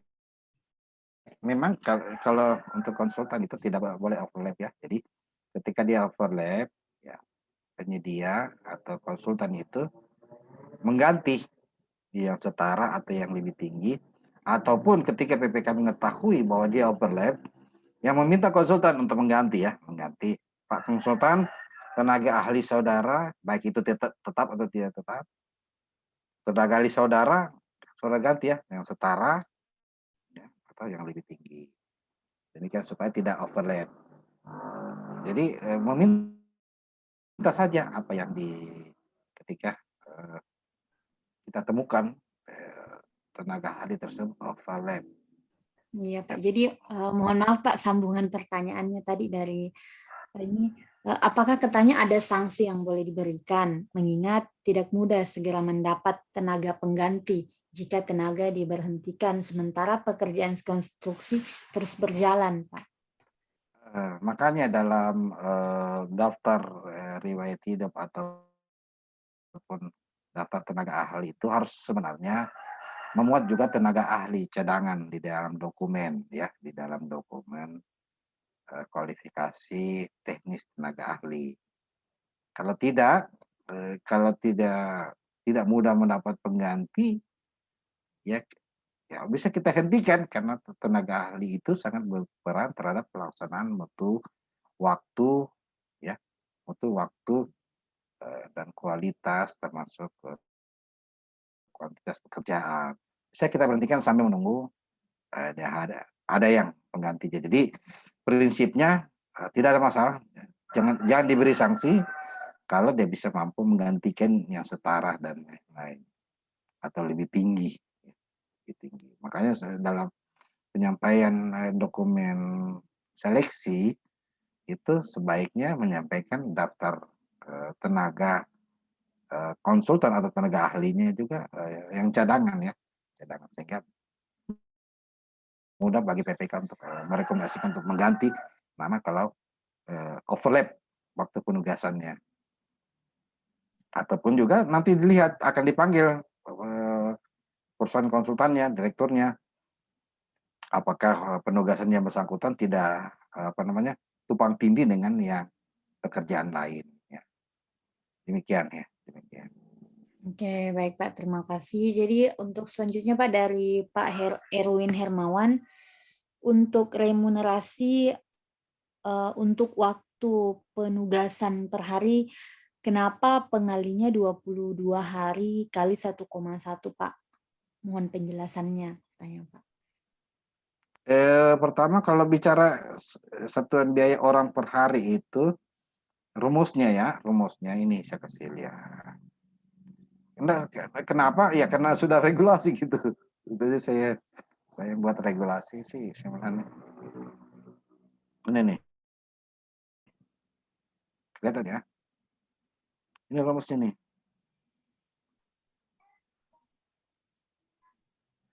Sementara Pak, belum. Ya Pak, sudah kelihatan. Nah, standar biaya orang per hari sama dengan standar biaya orang per bulan.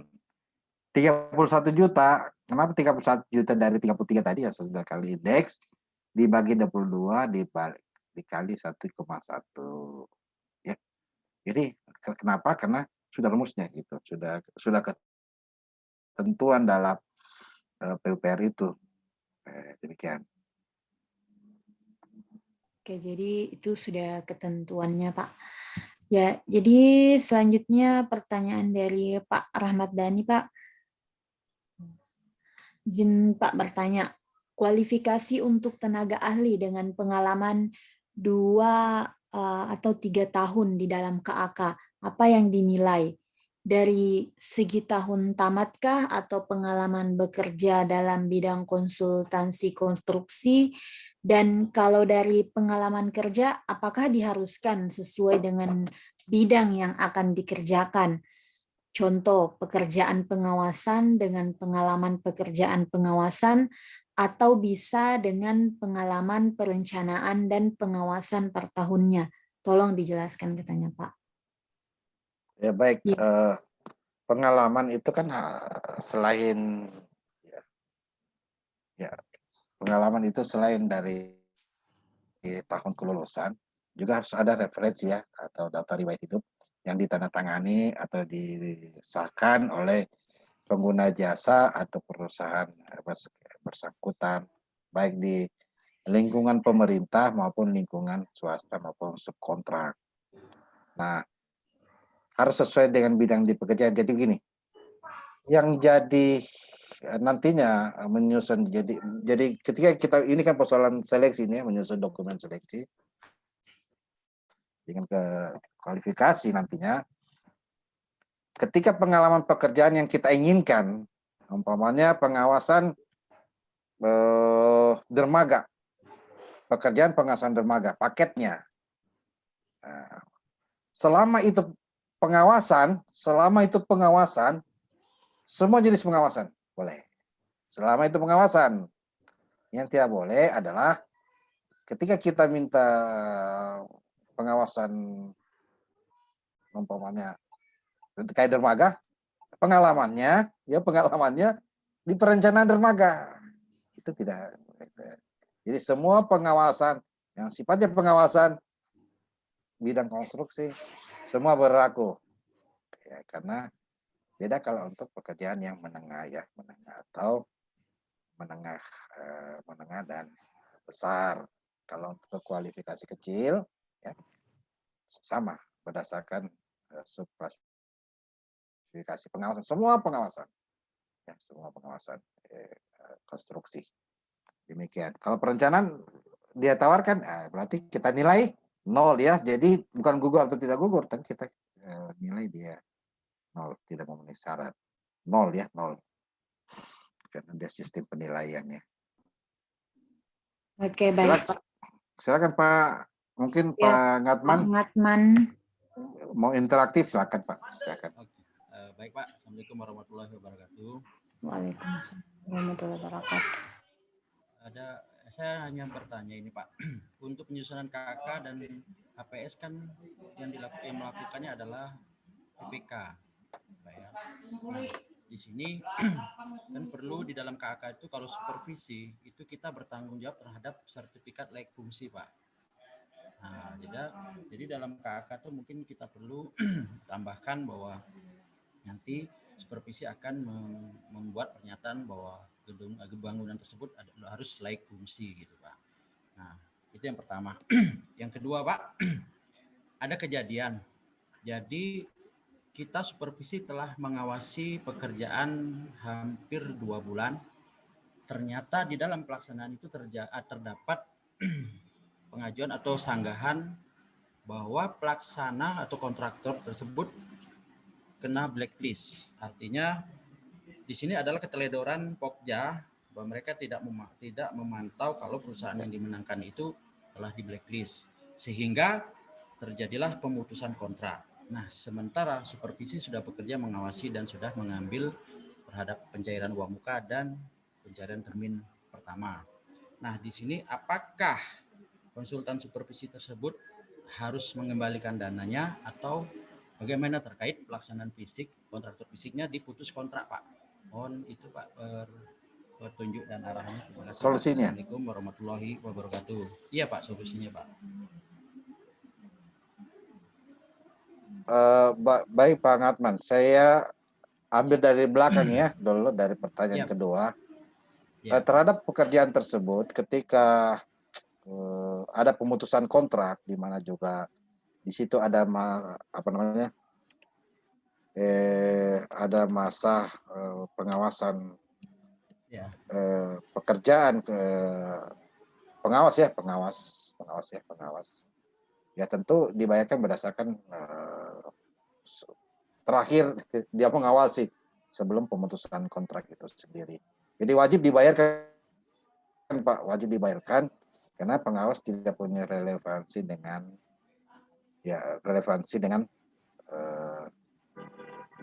pekerjaan konstruksi atau pelaksana konstruksi yang pernah di blacklist. Jadi tetap dibayarkan. Yang kedua, sertifikat layak fungsi ini Pak sudah berubah sebenarnya. Ada regulasi yang baru, saya belum dalami, PGN ya, PNG, PGN gitu. Ya, jadi pengganti dari SLF, sertifikat layak fungsi. Nah, ini bisa kita muat di KK terhadap KK terhadap kebutuhan ataupun keluaran yang menjadi dasar pengawasan. Jadi bukan ini aturan yang lama ya. Ada aturan baru. Saya pernah baca sekilas bahwa tentang PGN gedung negara ya, pengawasan gedung negara namanya. Jadi pengganti dari sertifikat layak fungsi. Jadi terhadap permasalahan yang kedua Pak Ngatman, wajib PPK membayarkan ya konsultan pengawas.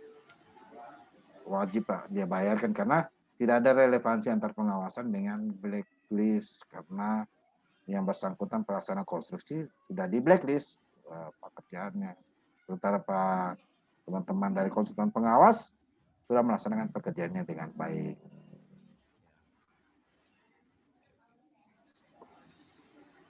Baik. Ya demikian Pak Sisa. Iya Pak, baik Pak. Jam berapa ini? Baik. Ya jadi mungkin ya bagaimana Pak Ngatman, cukup Pak?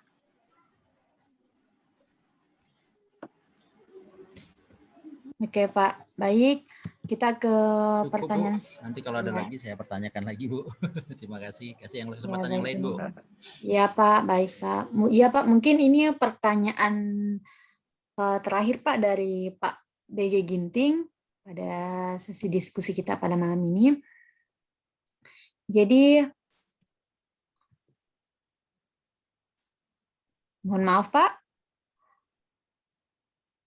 sepertinya jaringan.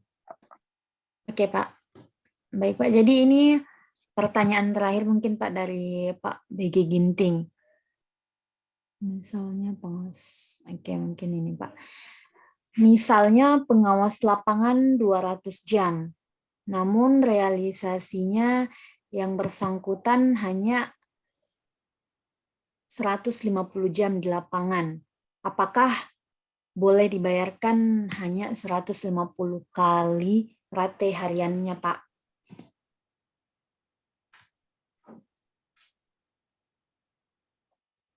Baik, jadi perhitungan pembayaran kan berdasarkan jam ya, maka dibayarkan per jam.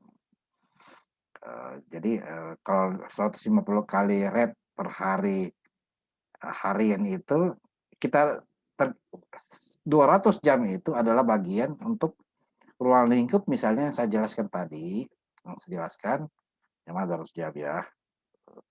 Untuk ruang lingkup eh, pekerjaan ya tadi pelaksanaan konstruksi ya diawasi mulai layanan pengawasan, pemeriksaan dan pengujian, pekerjaan tanah apa saja, galian tanah, timuran tanah, pekerjaan bawah jalan, lapisan pondasi agregat A, agregat B, pekerjaan pembutiran sama.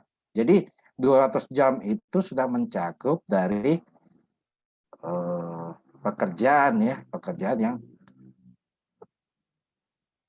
kurang lebih 16 ya, kurang lebih 5 ya, 5 item atau 4 item pekerjaan. Jadi kalau pertanyaannya adalah dibayarkan hanya 150 rate per hari, kita harus bayarkan berdasarkan jam kerja yang dia laksanakan ya.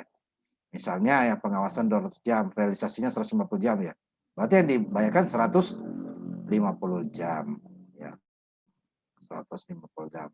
Soal teknis pembayarannya hanya per berapa hari yang dibayarkan, mungkin kita bisa bayar per satu kita bisa atur di syarat-syarat kontrak nanti bahwa setiap 100 setiap 50 jam akan dibayarkan demikian untuk secara total keseluruhan tenaga ahli atau 200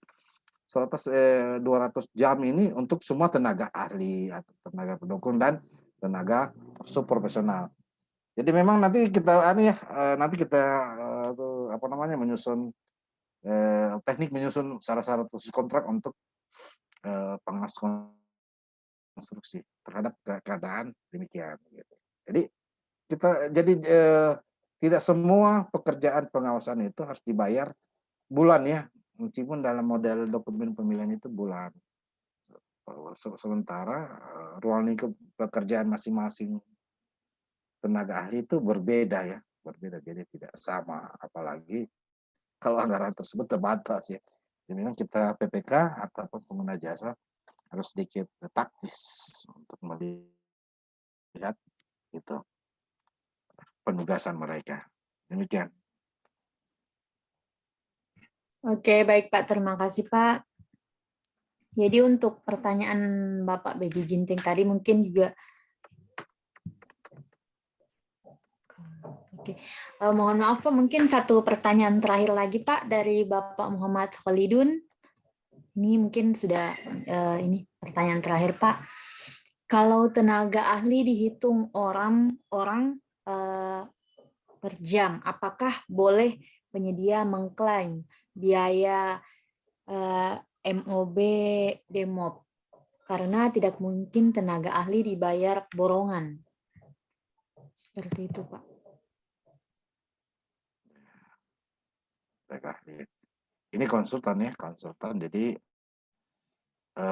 apakah tenaga ahli boleh mengklaim, apakah penyedia boleh mengklaim biaya mobilisasi ya, biaya mobilisasi dan demobilisasi karena tidak mungkin tenaga ahli dibayar borongan. Jadi tenaga ahli ini ya dibayar berdasarkan penugasan yang sudah diberikan dan tidak ada klaim atas mobilisasi dan demobilisasi.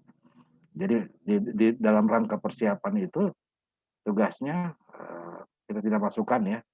Bisa kita masukkan mobilisasi atau demobilisasi tenaga ahli, tapi kita harus rinci, kita harus bagi per tahapan kegiatan.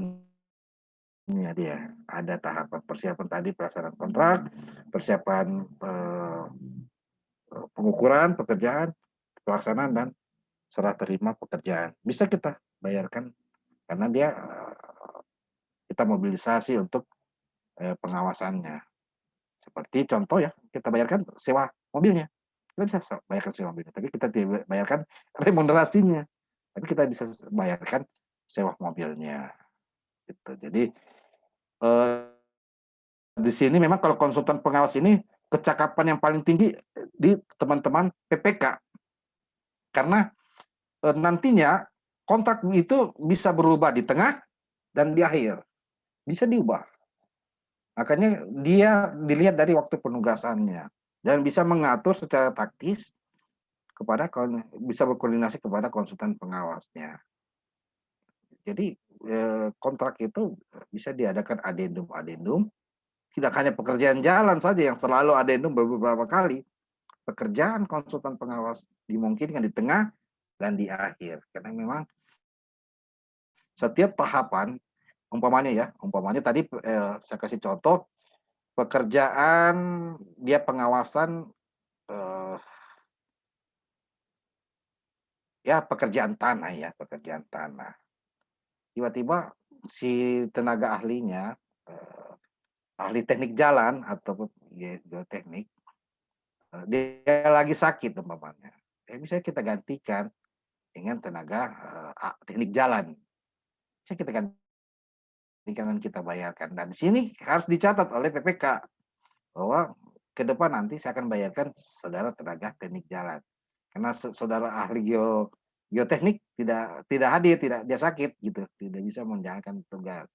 Karena dalam penawarannya itu sudah harus masuk ya posisi-posisi dan ruang lingkup tenaga ahli yang sudah di bagian dari penawaran teknis personil tenaga ahli. Demikian. Jadi tidak apa-apa berubah, tidak ada yang salah perubahan kontrak untuk konsultan pengawas berkali-kali sama pekerjaan-pekerjaan lainnya.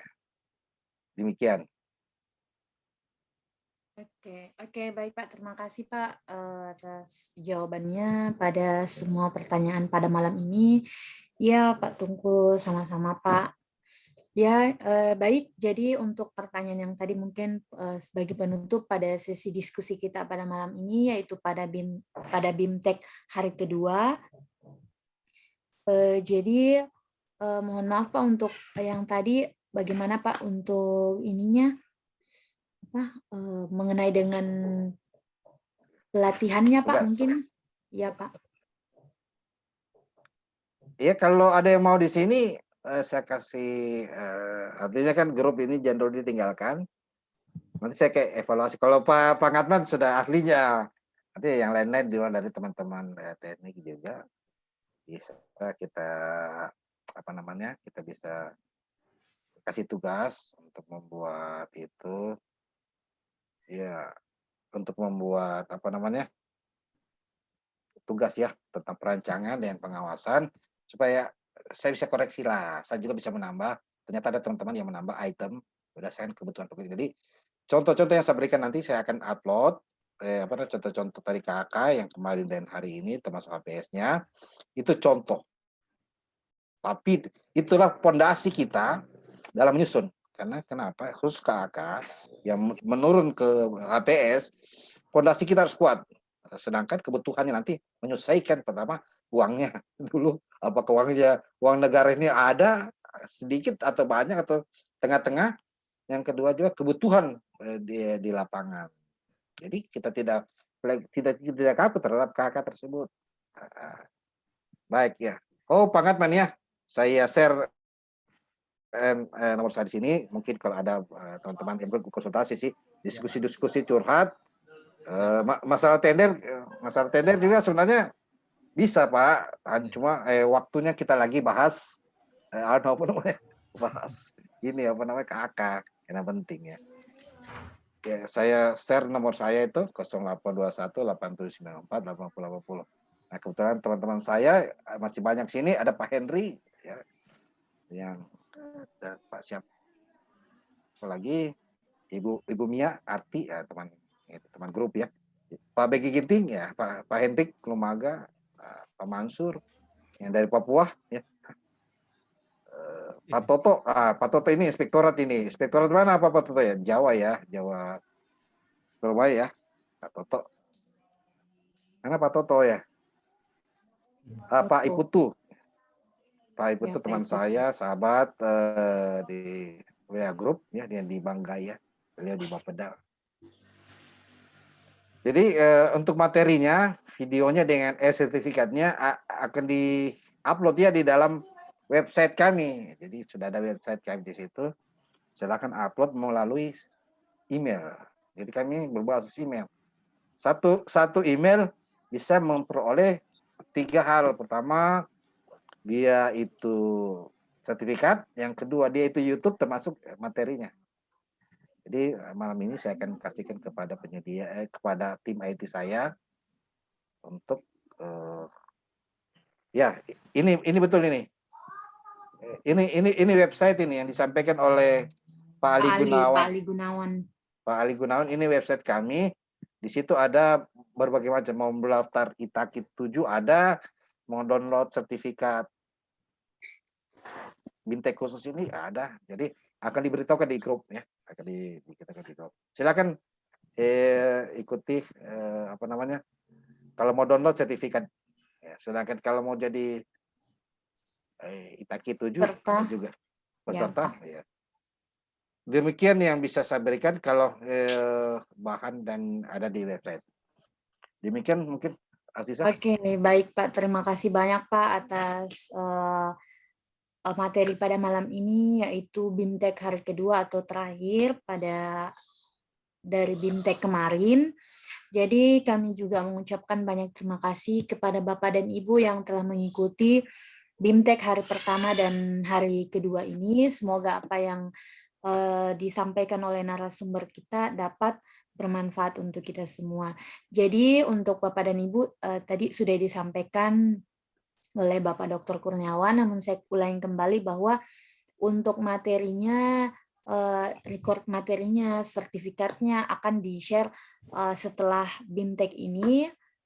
Silahkan untuk mengecek di website yang sudah di-share kepada Pak Ali Gunawan. Terima kasih Pak Ali sudah di-share ini.